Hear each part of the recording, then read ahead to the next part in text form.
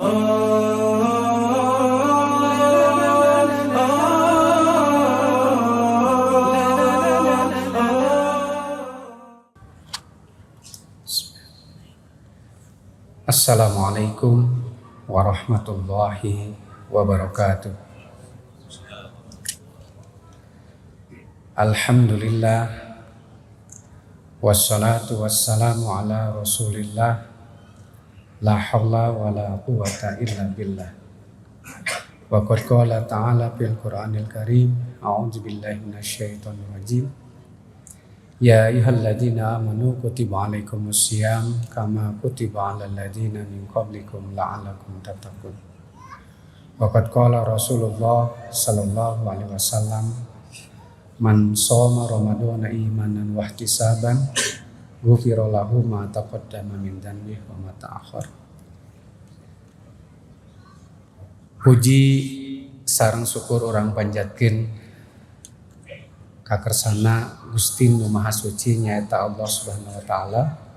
Shalawat serta salam moga tetap dilimpahkeun ka junjungan alam nyaeta Nabi besar Muhammad sallallahu alaihi wasallam. Hadirin jamaah rahimakumullah, pada kesempatan ini sebagai kegiatan kita di akhir bulan Ramadan, saya hanya ingin melakukan refleksi. Terutama refleksi ini adalah untuk diri saya sendiri sebagai muslim yang kebetulan ditakdirkan menjadi pengajar, menjadi guru, menjadi dosen. Kadang-kadang saya merasa khawatir dengan kondisi masyarakat saat ini. Bapak-bapak dan ibu-ibu sekalian, kalau kita baca ayat Al-Quran tentang puasa, baca hadis tentang puasa, itu selalu dimulai dari kata amanu. Ya, jadi dalam Al-Quran surat Al-Baqarah itu ada teksnya ya ayyuhalladzina amanu. Dalam hadis man shoma ramadhana, man qoma ramadhana imanan wahtisaban. Jadi iman hubungannya dengan puasa itu merupakan dua kata yang keberadaannya itu tidak bisa dipisahkan. Jadi Bapak Ibu sekalian, kalau kita merujuk kepada salah satu doa kita yang selalu kita baca, raditu billahi robba wa bil islami dina wa bi muhammadin nabiyya wa rasulah. Maka sebetulnya iman kita kepada Allah itu adalah bahwa kita ikhlas, tunduk, patuh, taat, ridho, menjadikan Allah sebagai Tuhan kita. Kalau kita iman kepada Allah. Yang kedua, kalau kita iman kepada malaikat, itu artinya kita percaya kepada sistem riqobah. Bahwa perbuatan kita itu sekecil apapun, sebesar apapun, tidak ada yang terlewat dari pengawasan Allah. Kalau kita percaya kepada kitab, kepada Al-Quran, kita percaya, kita sadar bahwa Al-Quran itu adalah pedoman hidup kita.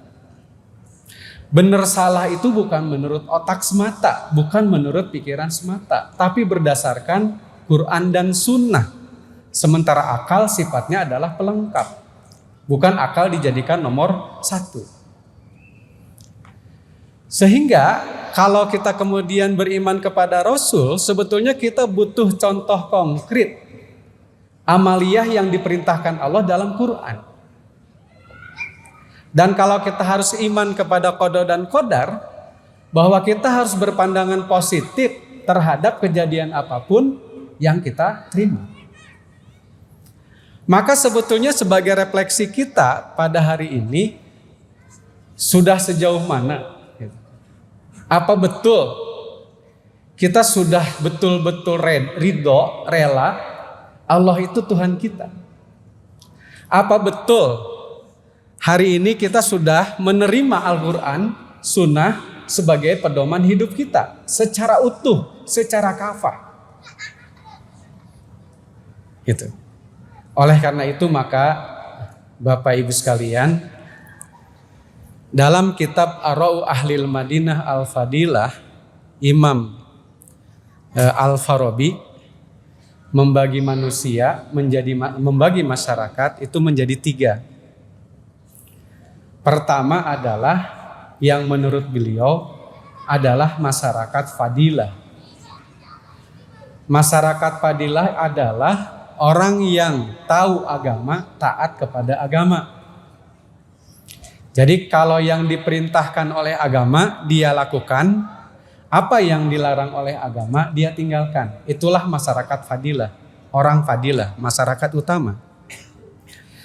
Yang kedua, dia mengenalkan istilah masyarakat jahilah, masyarakat yang berpendidikan rendah, masyarakat yang dalam tanda kutip bodoh.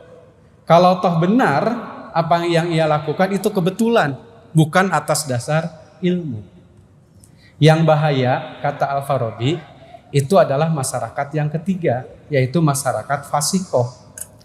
Masyarakat fasikoh itu adalah orang yang tahu benar salah, baik buruk menurut agama, yang dia jalankan adalah yang salah, dia tinggalkan yang benar, dia jalankan yang buruk, dia tinggalkan yang baik. Rasa-rasanya Bapak Ibu sekalian, hari ini itu baik secara sosial kita sebagai masyarakat biasa maupun secara struktural para pejabat kita hari ini tuh belum bisa sepenuhnya mampu menjadi masyarakat fadilah. Meskipun belum sepenuhnya mampu, tetap saja kita harus berpandangan positif dan berjuang terus untuk membangun masyarakat secara bertahap untuk menjadi masyarakat yang fadilah. Cek bahasa modernnya itu kita butuh orang yang punya integritas Bapak Ibu, yang punya kompetensi, yang punya keahlian sekarang. Ya, jadi sekali lagi sebagai muhasabah kita pada bulan Ramadan ini, saya yakin pada bulan Ramadan ini bukan sekedar amaliyah wajib, yaitu puasa Ramadan, zakat fitrah, amaliyah sunnah termasuk iktikaf, infak, sedekah dan seterusnya, pasti kita sudah lakukan. Gitu. Tetapi jangan sampai sholat kita, haji kita, ibadah kita tidak terrefleksi dalam kehidupan nyata. Karena kalau sholat kita benar, itu berfungsi tanha anil fahsya'i wal munkar. Mual mungkin jalma nu sholatna benar korupsi. Mual mungkin jalma nu sholatna benar mencuri, itu nggak mungkin. Mual mungkin orang yang sholatnya benar itu menipu. Gitu. Nah jadi sekali lagi, kita menjalankan ajaran agama bukan sekedar sholat, bukan sekedar zakat, bukan sekedar haji, tetapi nilai ilahiyah kita bumikan di dalam kehidupan nyata sehingga agama betul-betul terlaksana secara nyata dan bermanfaat bagi umat Islam dan umat non-muslim. Jadi betul-betul menjadi agama yang rahmatan lil alamin. Barangkali karena keterbatasan waktu Bapak Ibu, saya kira ini adalah koreksi juga bagi saya sendiri, termasuk saya ingin berbagi kegelisahan saya dengan Bapak Ibu sekalian, bagaimana kita bersama-sama menciptakan generasi ke depan yang punya integritas, yang punya keterampilan, yang punya komitmen untuk menjalankan agama secara benar dan baik. Mohon maaf kurang-kurangnya, mudah-mudahan ada manfaatnya. Hasbunallah wa ni'mal wakil. Wassalamualaikum warahmatullahi wabarakatuh.